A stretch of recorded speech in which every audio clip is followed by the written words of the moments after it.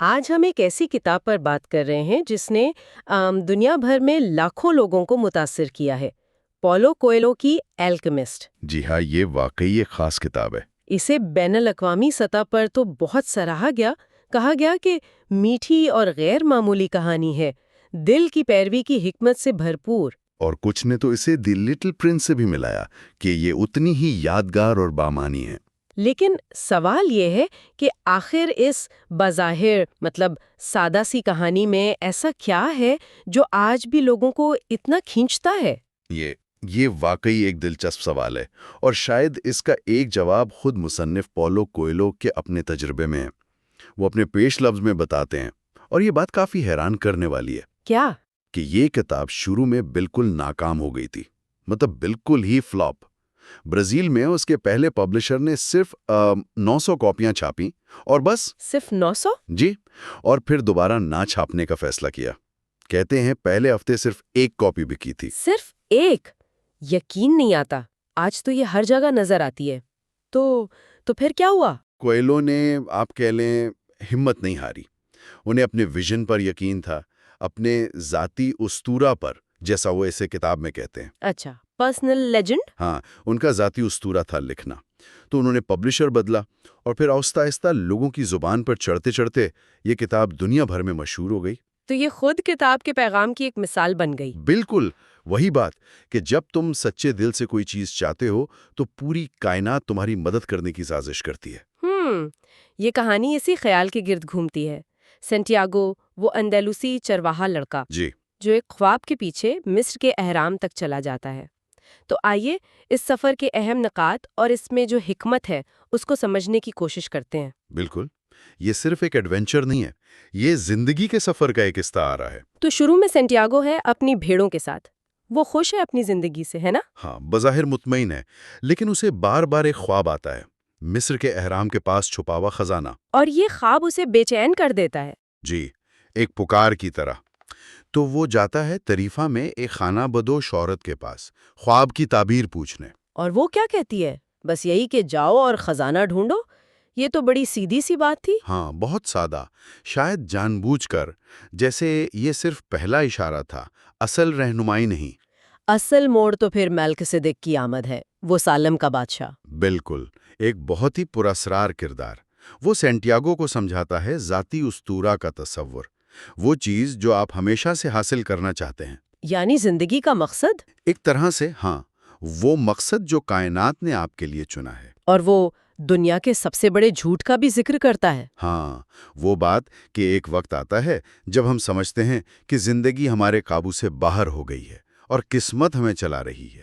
یہ کتنا عام ہے نا یہ خیال؟ بہت عام، لوگ کوشش کرنا چھوڑ دیتے ہیں۔ میلکسیدک اسی جھوٹ کو للکارتا ہے۔ وہ کہتا ہے کائنات مدد کرتی ہے اگر آپ اپنے مقصد کے لیے پرعزم ہو۔ پھر وہ اسے وہ 2 پتھر دیتا ہے، یورم اور تھومم، جی ہاں اور نہ کے اشارے کے لیے، لیکن ساتھ ہی یہ بھی کہتا ہے کہ بہتر ہے فیصلے خود کرو۔ یعنی رہنمائی لو مگر چلو خود۔ بالکل، ذمہ داری اپنی ہے۔ اور وہ تیل کے چمچ والی کہانی، وہ بھی بہت اہم ہے۔ ہاں، دنیا کے عجائبات دیکھو مگر اپنی ذمہ داری، یعنی چمچ میں تیل، اسے مت بھولو۔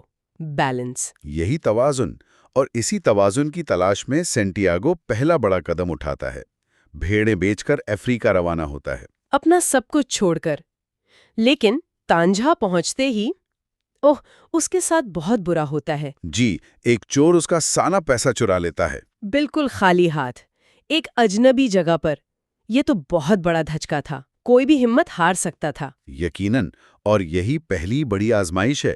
یہاں وہ فیصلہ کرتا ہے، کیا وہ مظلوم ہے یا مہم جو؟ اور وہ مہم جو بننے کا انتخاب کرتا ہے۔ یہ بڑا اہم نکتہ ہے کہ ہم مشکلات پر رد عمل کیسے دیتے ہیں۔ بالکل، ہمارا نظریہ ہی سب کچھ بدل دیتا ہے۔ پھر وہ کرسٹل فروش کی دکان پر کام شروع کرتا ہے۔ جی، تقریباً 1 سال کے لیے۔ صرف اس لیے کہ پیسے جمع کر کے واپس اسپین جا سکے، بھیڑیں خرید سکے۔ لیکن اس دوران وہ صرف پیسے نہیں کماتا۔ نہیں، وہ بہت کچھ سیکھتا ہے۔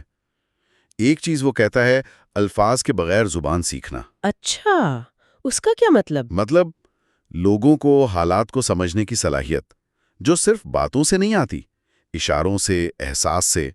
وہ دکان کے ماحول کو، گاہکوں کو سمجھنے لگتا ہے۔ اور وہ کرسٹل فروش خود بھی تو ایک سبق ہے، ہاں، وہ شخص جو مکہ جانے کا خواب دیکھتا ہے مگر جاتا نہیں، ڈرتا ہے کہ خواب پورا ہو گیا تو جینے کا مقصد ختم ہو جائے گا۔ وہی تو، کتنے ہی لوگ ایسے ہوتے ہیں جو صرف خواب دیکھتے ہیں، انہیں جیتے نہیں۔ وہ مکتوب یعنی لکھا ہوا پر یقین رکھتا ہے، مگر اسے آگے نہ بڑھنے کا بہانہ بناتا ہے۔ لیکن سینٹیاگو اس سے مختلف ہے، وہ تو دکان کو بھی بہتر بناتا ہے اپنی تجویزوں سے۔ جی، وہ کرسٹل گلاس میں چائے بیچنے کا کہتا ہے، ڈسپلے لگاتا ہے، دکان چل پڑتی ہے۔ اور جب اس کے پاس اچھے خاصے پیسے جمع ہو جاتے ہیں گھر واپسی کے لیے کافی، تب وہ پھر ایک دوراہے پر آتا ہے، واپس جاؤں یا احرام کی طرف بڑھوں؟ یہ فیصلہ مشکل رہا ہوگا۔ وہ ایک بار پھر مستحکم ہو گیا تھا۔ ہاں، لیکن وہ ملکزدک کو اپنے خواب کو یاد کرتا ہے، وہ یورم اور تھمم کو دیکھتا ہے، وہ سمجھتا ہے کہ کرسٹل فروش کی طرح جینا اس کی منزل نہیں۔ تو وہ اشاروں پر بھروسہ کرتا ہے۔ جی، اور صحرا پار کرنے والے قافلے میں شامل ہونے کا فیصلہ کرتا ہے، اپنے ذاتی اسطورہ کے لیے پھر سے خطرہ مول لیتا ہے۔ یہاں اس کی ملاقات انگریز سے ہوتی ہے، ہاں، وہ انگریز جو ایک حقیقی کیمیا دان کی تلاش میں ہے۔ اور یہ انگریز کتابوں کا شوقین ہے، سمجھتا ہے سارا علم کتابوں میں ہے۔ بالکل، اس کے برعکس سینٹیاگو اب براہ راست مشاہدے سے سیکھ رہا ہے، صحرا سے، ہوا سے، لوگوں سے۔ تو کیا کتابیں بیکار ہیں یا مشاہدہ زیادہ اہم ہے؟ کتاب کا پیغام یہ لگتا ہے کہ دونوں کی اپنی جگہ ہے، مگر اصل حکمت، وہ گہری سمجھ، وہ صرف کتابوں سے نہیں ملتی، وہ تجربے سے، کائنات کی زبان سمجھنے سے آتی ہے۔ جیسے وہ اونٹ باندھ سے سیکھتا ہے۔ ہاں، حال میں جینا۔ اونٹ بان کہتا ہے، میں نہ ماضی میں جیتا ہوں نہ مستقبل میں، بس حال میں رہتا ہوں۔ اگر تم حال پر توجہ دو تو خوش رہو گے۔ یہ تو بہت گہری بات ہے اور مشکل بھی۔ ہم تو ہر وقت یا ماضی میں ہوتے ہیں یا مستقبل میں۔ یقیناً، اور یہی حال میں موجودگی اسے روحیں کائنات سے جوڑتی ہے، وہ طاقت جو سب کو جوڑتی ہے۔ وہ سیکھتا ہے کہ کائنات اشاروں سے بات کرتی ہے۔ اور ان اشاروں کو سمجھنے کے لیے حال میں ہونا ضروری ہے۔ بالکل۔ پھر قافلہ ایلفیوم نخلستان پہنچتا ہے، ایک محفوظ جگہ، اور یہاں فاطمہ سے ملاقات ہوتی ہے۔ جی، پہلی نظر کی محبت۔ کیا یہ اس کے سفر میں رکاوٹ نہیں بنتی؟ اکثر کہانیوں میں تو محبت ہیرو کو مقصد سے بھٹکا دیتی ہے۔ یہاں ایسا نہیں ہے۔ فاطمہ صحرا کی عورت ہے، وہ سمجھتی ہے مرد کے ذاتی اسطورہ کی اہمیت۔ وہ کہتی ہے، جاؤ اپنا خواب پورا کرو، اگر قسمت میں ہوا تو تم لوٹو گے۔ مکتوب۔ ہاں، الکیمسٹ بھی بعد میں کہتا ہے، سچی محبت کبھی کسی کو اس کے ذاتی اسطورہ سے نہیں روکتی۔ یہ بہت خوبصورت خیال ہے۔ اچھا، نخلستان میں ہی اسے وہ نظارہ آتا ہے بازوؤں کی لڑائی دیکھ کر؟ جی، کہ نخلستان پر حملہ ہونے والا ہے۔ یہ کیسے ہوا؟ کیا یہ بس ایسے ہی؟ کتاب کے مطابق یہ اس بات کا ثبوت تھا کہ وہ اب کائنات کی زبان سمجھنے لگا ہے، روح کائنات کے اشارے پڑھنے لگا ہے۔ وہ سرداروں کو خبردار کرتا ہے، پہلے وہ شک کرتے ہیں پھر مان جاتے ہیں۔ اور پیشنگوئی سچ ہوتی ہے، حملہ ہوتا ہے مگر وہ تیار ہوتے ہیں۔ سینٹیاگو کو انعام ملتا ہے، لیکن اصل انعام تو کچھ اور تھا، ہے نا؟ بالکل، اصل انعام تھا اس کی ملاقات حقیقی الکیمسٹ سے۔ وہی پراسرار گھڑ سوار۔ جی، جو اس کی ہمت آزماتا ہے۔ الکیمسٹ سینٹیاگو میں وہ خاص بات دیکھتا ہے جو انگریز میں نہیں تھی، کائنات کو براہ راست سمجھنے کی صلاحیت۔ تو الکیمسٹ اس کا رہنما بن جاتا ہے۔ ہاں، اسے احرام تک پہنچانے میں مدد کرتا ہے اور اسے سب سے اہم سبق سکھاتا ہے، اپنے دل کی سنو، جہاں تمہارا دل ہوگا وہیں تمہارا خزانہ ہوگا۔ ایک اور مشہور جملہ، لیکن دل کی سننا آسان نہیں۔ الکیمسٹ کہتا ہے، دل ڈرتا ہے، شکایت کرتا ہے، مگر صبر سے سنو تو وہ صحیح راستہ دکھاتا ہے، کیونکہ دل روح کائنات سے جڑا ہے۔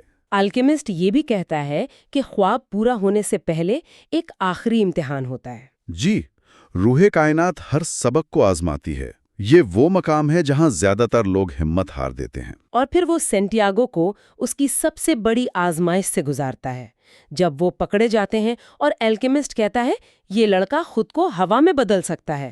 ہاں، یہ تو بالکل جادوئی لگتا ہے۔ کیا یہ واقعی جادو تھا؟ یہ ایک گہرے روحانی تجربے کا استعارہ ہے۔ سینٹیاگو کو اپنی جان بچانے کے لیے کائنات کی قوتوں سے بات کرنی پڑتی ہے، صحرا سے، ہوا سے، سورج سے اور آخر میں اس ہاتھ سے جس نے سب کچھ لکھا ہے۔ یعنی خدا سے یا کائناتی شعور سے؟ جی، اس عمل میں وہ کائنات کی وحدت کو، ہر چیز کے تعلق کو سمجھتا ہے۔ وہ یہ کرتا نہیں کہ ہوا میں بدل جائے، بلکہ وہ یہ سمجھتا ہے کہ وہ اور ہوا اور سب کچھ ایک ہی ہیں، اور اس سمجھ سے ناممکن ممکن ہو جاتا ہے۔ یہ تو واقعی کہانی کا کلائمیکس ہے۔ اس کے بعد وہ احرام پہنچ جاتا ہے۔ جی، آخر کار چاندنی رات میں احرام کو دیکھ کر وہ رو پڑتا ہے۔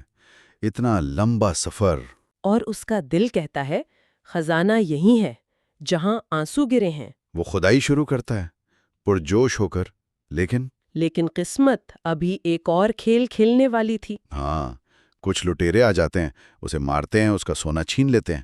اتنی محنت کے بعد یہ منزل پر پہنچ کر یہی تو، جب وہ انہیں بتاتا ہے کہ وہ تو ایک خواب کے پیچھے ہی آیا ہے، تو ان کا سردار اس کا مذاق اڑاتا ہے۔ اور پھر وہ بات کہتا ہے جو سب کچھ بدل دیتی ہے۔ بالکل، کہانی کا سب سے بڑا ٹوسٹ۔ سردار ہنستے ہوئے کہتا ہے کہ وہ اتنا بے وقوف نہیں کہ خوابوں کے پیچھے بھاگے۔ اسے بھی 2 سال پہلے یہی خواب آیا تھا کہاں کا خواب؟ کہ اسے اسپین جانا چاہیے، ایک تباہ شدہ گرجا گھر میں جہاں ایک گولر کا درخت ہے، اس کی جڑوں میں خزانہ ہے۔ لیکن میں اتنا احمق نہیں کہ خواب کے پیچھے صحرا پار کروں۔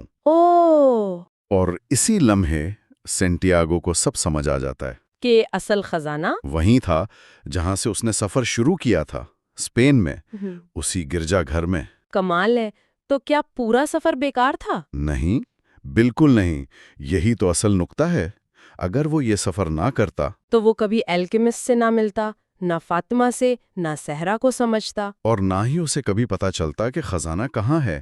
اسے احرام تک جانا پڑا صرف یہ جاننے کے لیے کہ خزانہ گھر پہ تھا۔ سفر نے اسے اس قابل بنایا کہ وہ خزانے کو پہچان سکے۔